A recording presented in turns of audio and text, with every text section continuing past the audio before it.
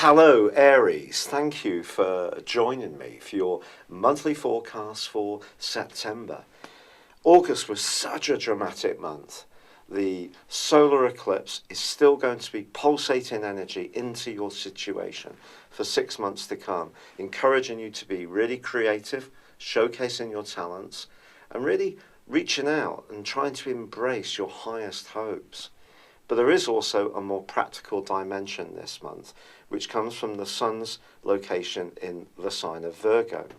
Now, Virgo is very much about discrimination. It's about knowing which things to focus on. It's about the detail, if you like. And of course, because it's earthy, it's about tangible progress. And it's ruled by Mercury, which is about how we think.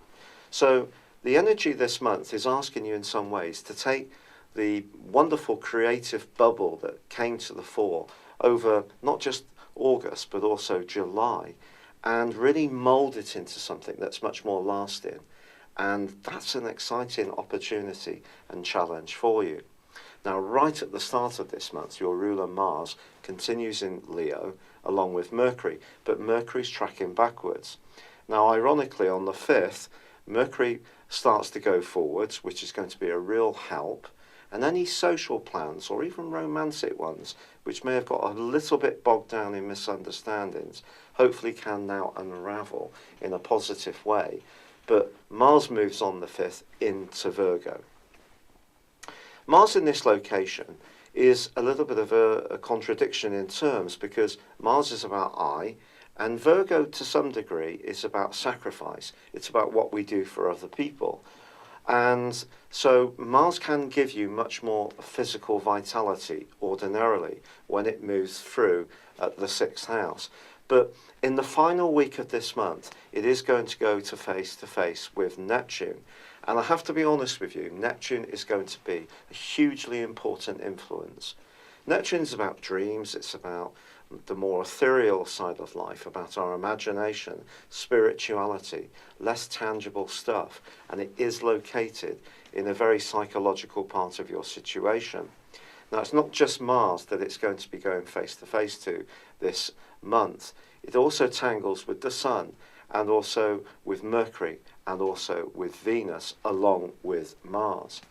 So I think, although you may want to take a strand or an idea that's important to you and shape it into something that is much more practical and workable, there are going to be some challenges. And those challenges could come in terms of your physical vitality. And this challenge starts really on the 6th, when there is a full moon. But this full moon is actually conjunct Neptune. Now, if you do work in any kind of caring profession or aid people who are less fortunate, your compassion is going to be given a major boost by this. But you may find yourself asking yourself over the following 2 weeks about the balance between what you contribute to situations and other people's needs and what you keep back for yourself. We can be too self-sacrificing, and then we become drained. So there is a balance to be found. Also, some of the practical things that you may want to achieve can get blurred by misinformation or a distortion of the facts and figures, just when you need to have them really clear and precise. Now, by the 10th, Mercury moves back into the sign of Virgo.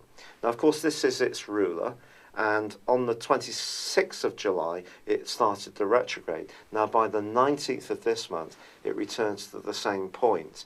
So if there is something that got a bit bogged down at the end of July, I think by the 19th of this month, it can start to emerge in a more meaningful way. And also, the Sun, between the 5th and the 12th of this month, is forging a brilliant angle to the planet of transformation, Pluto. If you're really clear about what you want to achieve, and particularly around your professional aspirations, this particular aspect is very, very good. Pluto helps you to move, but it also gives you power, especially in your 10th house. And your authority and assertive energies are really given support in its angle to the Sun, and something could take a giant step forwards at that time. But as I say, you can't just be creative or want the fuzzy good bits of life. You have to work at it. So this is a month when No, you mustn't let practicality pulverize your imagination or your passion, but at the same time, you do need to be grounded in whatever you're trying to achieve. Now, fortunately, Venus retains its location in a gorgeous location for you through to the 20th in your sister fire sign of Leo. So there can be opportunities to have fun and to be more frivolous and flirty. But perhaps if you are wanting to meet someone, if you're single, it wouldn't really be a surprise if it actually occurred in quite an ordinary location, such as work in a supermarket, perhaps at a sports centre or a gym, that you get chatting to someone where there is some kind of mutual spark. Helping people in general can make you feel better in yourself this month. It's a fact that what we give, we get back. So you can up your vibration by being more in tune with the needs of other people, as long as you are resting, looking after your own system, and making sure that you're functioning well for your own needs. Now, by the 21st, not only do we have Venus move into the sign of Virgo, which it's not its best location, it has to be said.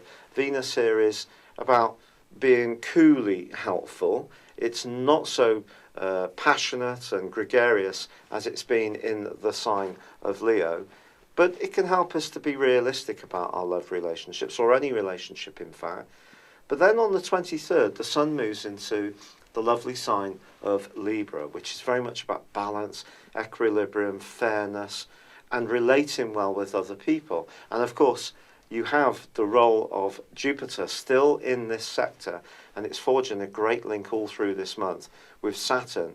So it's possible that knowledge and linking together with people who you get a real sense of security with, because they are people that you respect, they know what they're talking about, or you can play the role of a mentor. Those kind of professional or more worldly relationships could work very well for you. But any kind of relationship is boosted by the Sun entering this location. Now, Mars is going to forge a great link with Pluto itself in the last week of this month.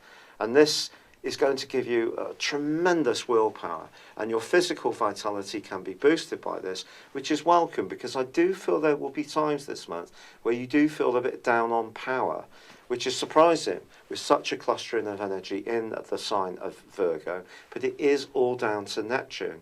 And in fact, in the last few days of this month, yes, Mars goes into opposition with Neptune, and also does Venus. So just be conscious that it is about using the energy you've got well. It is about using it in a practical way. Try to make the things that give you an excitement about, make them work for you in a way which gives you some kind of tangible result. That's going to be very pleasing.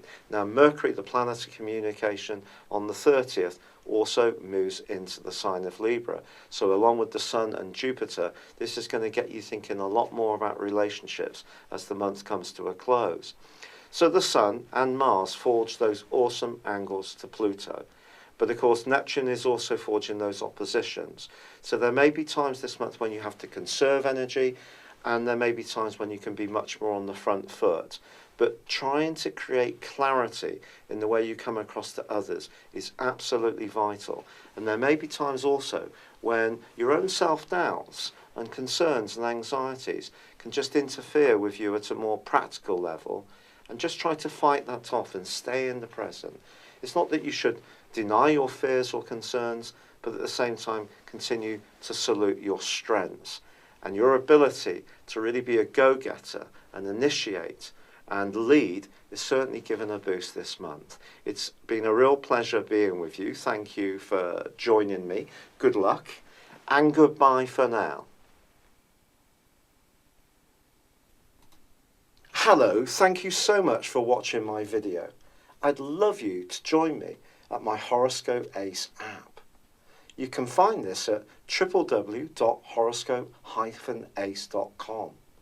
You can use it through Android, iOS, Apple, or Facebook. Check out your ascendant or your moon sign, or download your free birth chart. There's all your favourite videos, plus there are daily, weekly, monthly and yearly horoscopes for general, love, Chinese and Indian astrology. If your passion is tarot, there's my brilliant 3-card money or love tarot readings too. And it's all there at www.horoscope-ace.com. Thank you.